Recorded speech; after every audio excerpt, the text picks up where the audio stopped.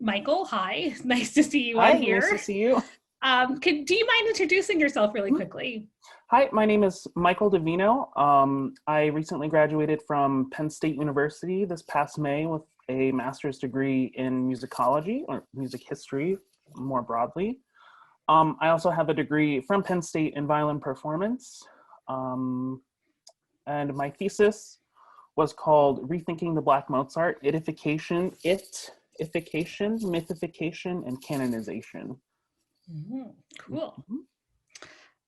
And then I am Professor Kira Thurman. I teach at the University of Michigan, Ann Arbor in the History and German departments, and I am finishing up my first book on the history of Black musicians in Germany and Austria in the 19th and 20th centuries.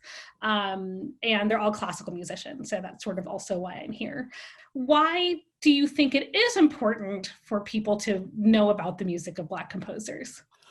Um, I think it's important to know because I think a lot of times we build up the composers that we do know and we do love, say Mozart or Beethoven, we build them up to this mythic status, right? And a lot of the work that I looked at was kind of deconstructing the myth around the composer and just saying that maybe we should be more thoughtful about the historiography that surrounds these composers. Like, for example, Beethoven. Everyone knows who Beethoven is, right? But what became the trend after his death, when people were realizing like what a big deal he was for German music, the people who were close to him would kind of go in and falsify records of their interactions with him. So, right, I'm sure that's a problem that you've come across working with German musicians. It's just kind of to say that there's more to the people that we do know, and then there's this whole swath of people that we know little to nothing about, like St. George, like George Bridgetower. And then that is also to say that in the 20th century, there was this idea,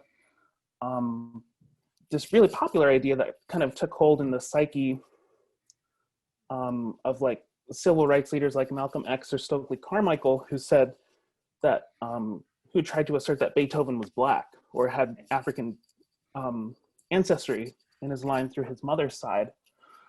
But it's been thoroughly disproved that he was not. But if you think about why someone like Beethoven, who became like the myth of the German composer and the triumph of the German spirit over adversity, you know, overcoming deafness to write, say, like his Ninth Symphony, the Ode to Joy, things like that.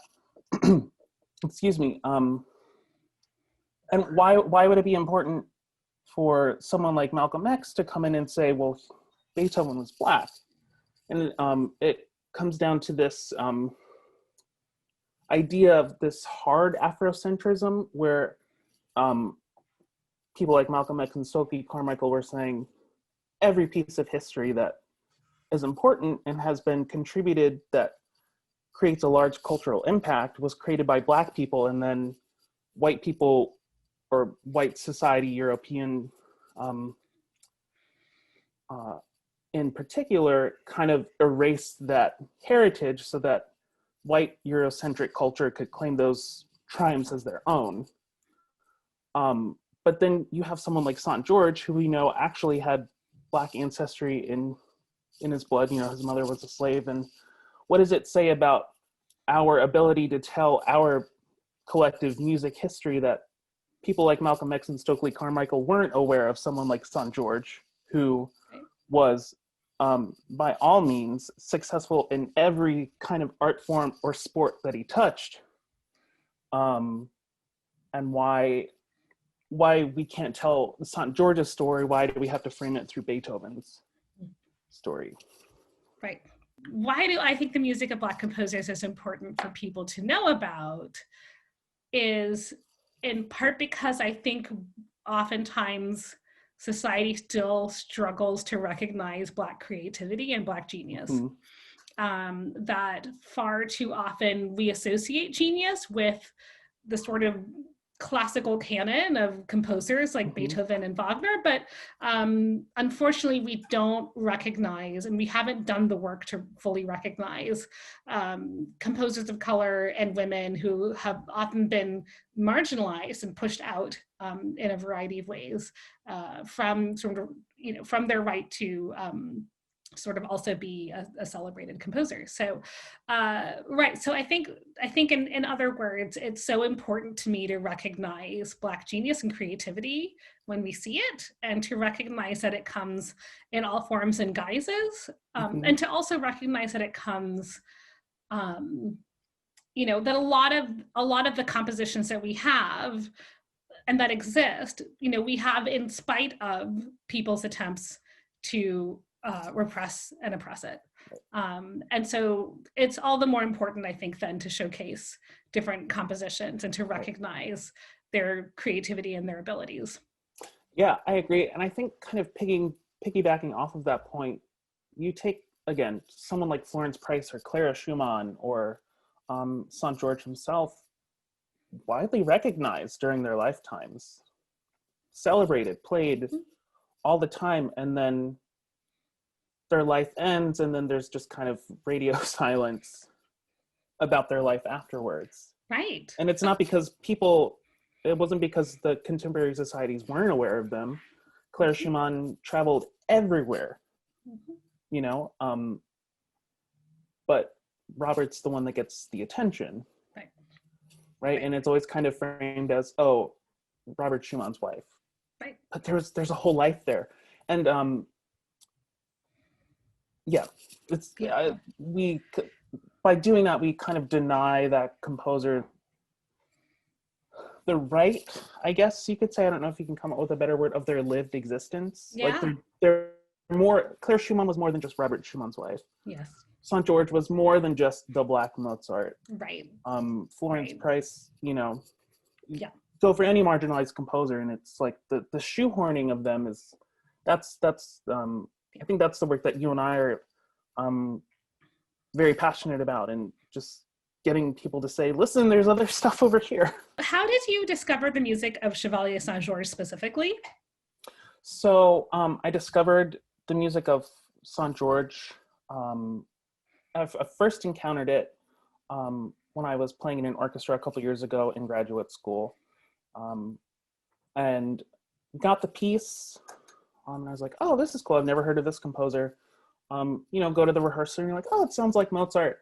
And I went home and Googled it, and it was like Chevalier de Saint-Georges, the Black Mozart. And I was like, that seems cool. And then just kind of like, didn't think about it again, played the concert, that kind of thing, which I think happens pretty regularly. If you're in grad school, you have the hustle of like all day of classes, then go to rehearsal, and then you don't have time to really like sit and absorb, well, why was he called the Black Mozart? What is his life about? Where is all of this coming from?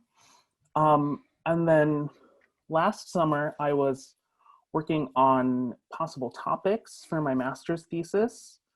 And I was kind of in the realm of like 18th century French violin concerto repertoire, which sounds very niche, but because it is, but because I'm a violinist by training. And then actually Laurie McManus, the professor of music history at Shenandoah University, which is where I have my undergraduate degree from, I sent her an email. I was like, I'm kind of stuck in this time period. What should I write about? And she immediately wrote back and said, oh, check out Saint-Georges, and then you can play some of his music. And then I went home again and immediately Googled and just started finding articles about his life and his music. And one of the first articles I came across was by, is it Gabriel Benat? I have the book here. Who, basically the point of this article was trying to prove that Mozart in his Sinfonia Concertante for violin and viola in E flat, written in 1779, was actually influenced by Saint-Georges' two Sinfonia Concertantes from 1775. And so he pulls musical examples about changes in register that St. George uses, that then Mozart does something similar.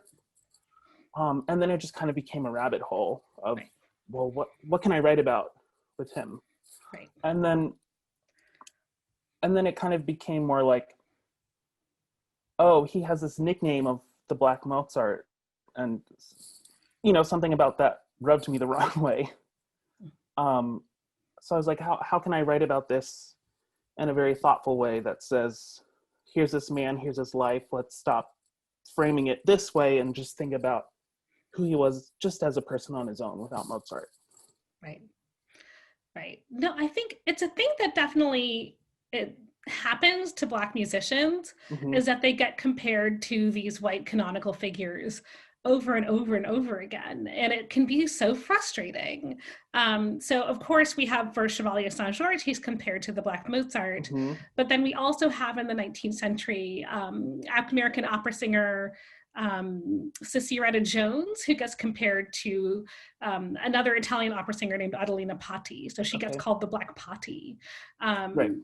And so, and then we also have the Black Swan, of course, in the 19th century, Elizabeth Taylor Greenfield, who gets compared to Jenny Lind, who's the Swedish Nightingale. So Black Swan, Mm-hmm. Swedish Nightingale, that this is sort of this trend that keeps happening. It's sort of, I think, I understand it, on the one hand, how it became a sort of way to market different Black musicians, but then at the same time, like you, I sort of share this frustration that it seems to box them in and limit them. And how often do the goals of marketing and like ethical treatment of someone's life and legacy, how often do those things align? And it's not really all the time. Right.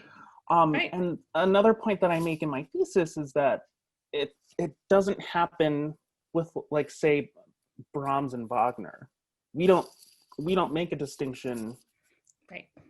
We think about, we don't call Brahms like the conservative Wagner. Those kinds of things, those kinds of relationships are not drawn between composers of the same color. It only happens when the one composer is Black and the other is white. Because what does it say about the Black Mozart? It implies then that maybe St. George has Austro-German heritage.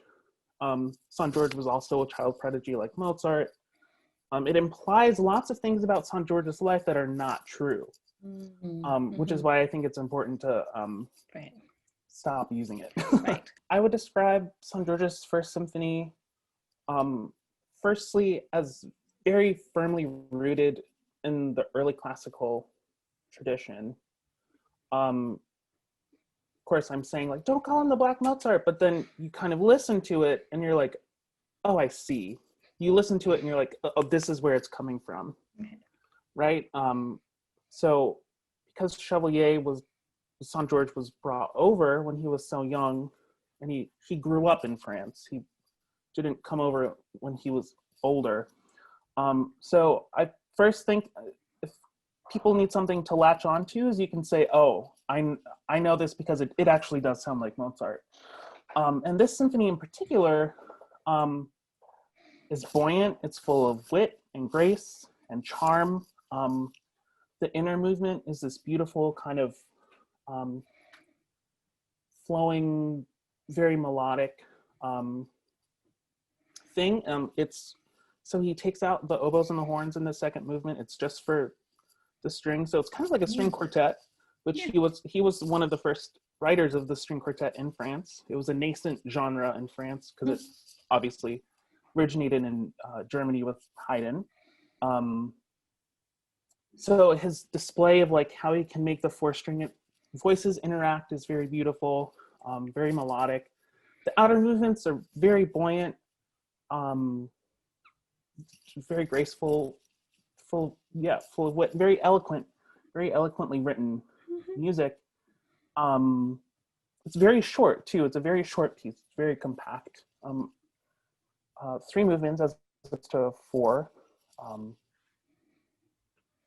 I think that's where I'd start. What do you know about Chevalier Saint-Georges' life? What do we know about how he lived and who he was? So I think the main takeaways that I have in studying his life, and again, relearning his life, as I got ready for this discussion, is that everything that he touched, he was good at. So I think that's the first thing that's very striking, is that he was he became one of France's best fencers, and then by extension, one of Europe's best fencers. He was challenged by this Italian fencer. Saint-Georges lost the match, but he just gained this reputation. He never lost a fight except for that one to that Italian fencer. He became a member of the King's Guard. He knew Marie Antoinette. He was a very graceful dancer, because in this period in French history, dance was very important as a way to represent yourself well as a member of high society, right? By all accounts, he was a fantastic swimmer. And then in his mid-20s, when he had already built up this reputation as one of France's best fencers and swordsmen, suddenly he's sitting there in the concertmaster chair of the Concert des Amateurs, and people are like, he does that too?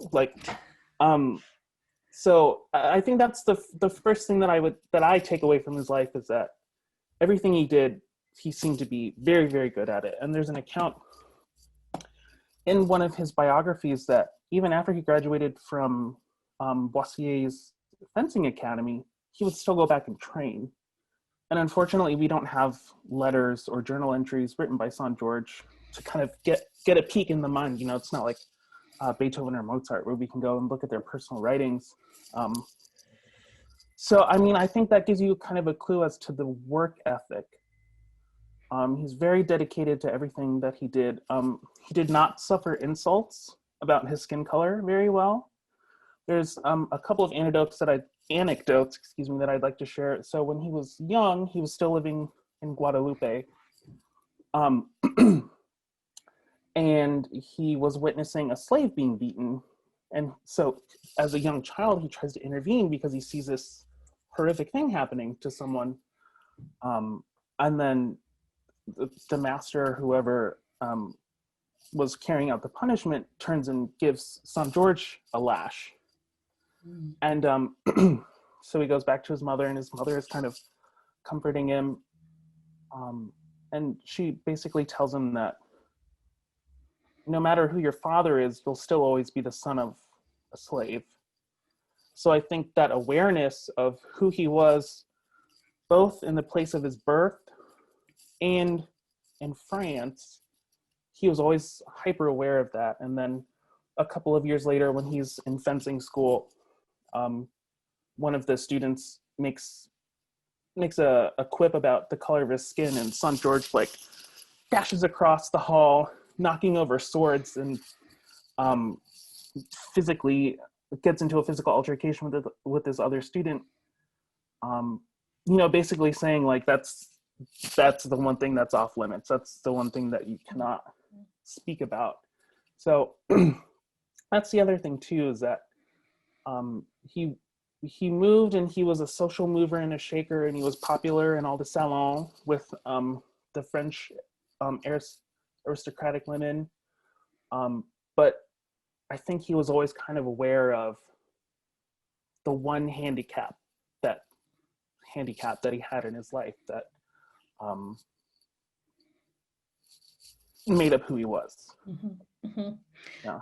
When I think about Chevalier Saint-Georges, one of the things I find so cool about him, I guess if I can put it that way, is that he participated in the French Revolution, Mm-hmm. And that he was also involved in supporting the Haitian Revolution. And I think what's so amazing about that is in a contemporary context, it would kind of be as if he were a sort of Malcolm X kind of figure, Mm-hmm. or it would be as if he were a sort of Colin Kaepernick. Perhaps he was sort of protesting against Mm-hmm. racial injustice, protesting against oppression.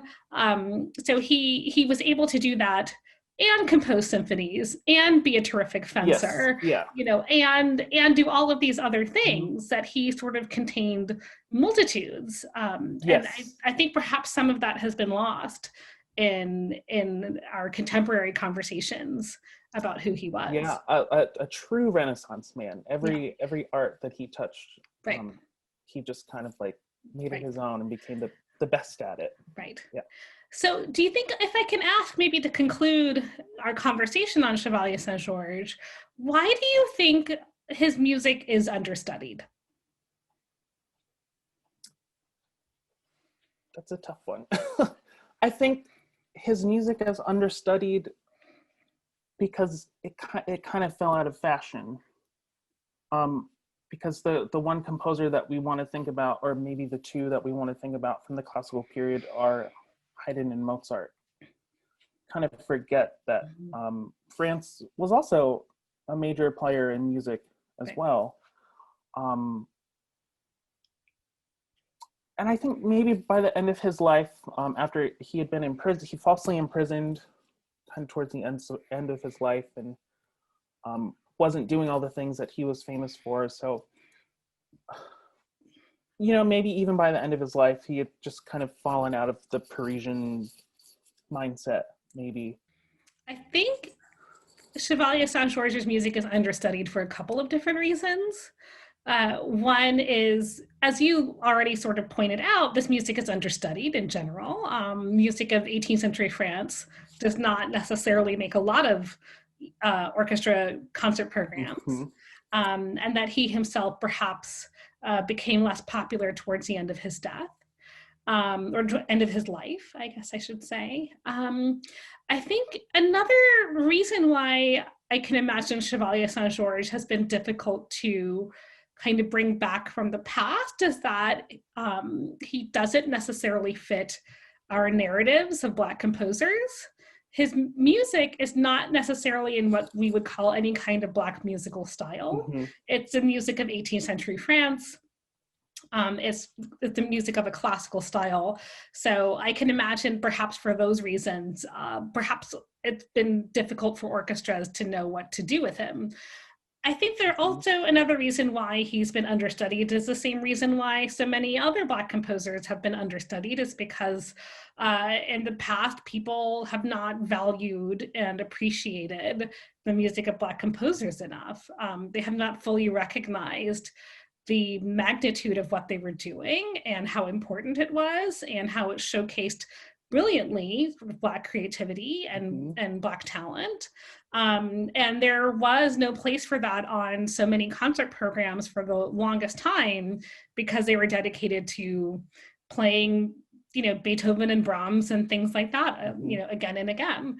I will also say perhaps another reason why this music is understudied is because or I should say, let me sort of rephrase that and say, I think another reason why this music is perhaps underperformed is because it can be so difficult to acquire the scores for it. It can be so difficult to sort of locate the music to begin with. You have to be really intentional, I think, about finding it, about getting the parts for it, and about bringing it to the concert stage. Right, and it's not like a Mozart symphony where you can go get the Calamus edition or the Bärenreiter edition, or even one thing that happened this past year at school. There was another student in my studio who was learning one of Saint-Georges' violin concertos, and it was available in our library in a pretty modern edition, but there was no piano reduction. So for people who don't know, music students at the end of each semester perform juries, which is kind of like their final exam of their lessons for that semester. And typically you'll have a pianist accompany you, especially in a concerto where really the main point of it is the interaction between the orchestral tutti and the soloist. So sometimes playing a concerto with no accompaniment can feel very empty. So even as something as simple as like a 10-minute jury, the fact that there was no piano reduction, you know, how many people then would be then put off because it would be just that much harder to perform in a recital setting or a jury setting for people to be able to hear this music.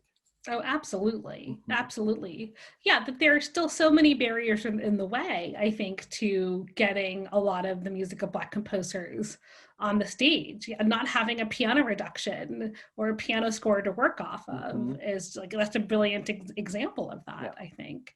All of the composers on this program write beautifully for strings.